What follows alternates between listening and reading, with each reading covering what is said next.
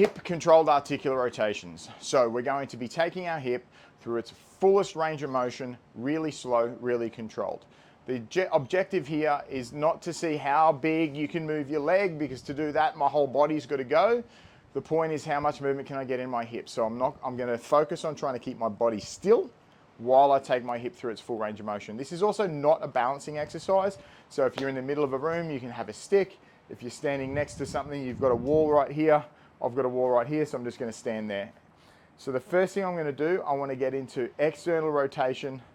So to do that, I've just got to drag my foot forward a little bit, because if I externally rotate here, I hit my other leg. So it's just go forward a little bit to externally rotate.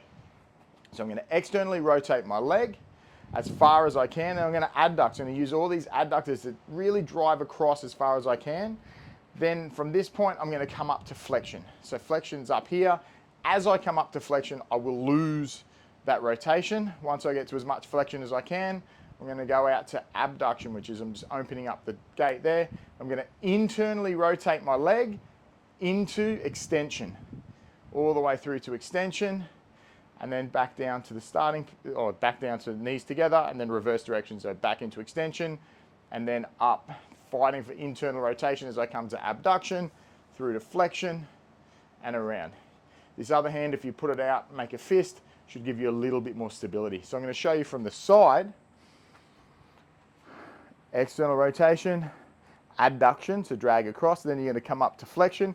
As you come up to flexion, make sure you're not tucking the hips under, because we're just moving the leg and the hip. So come up, out to abduction, internally rotate as I go through to extension.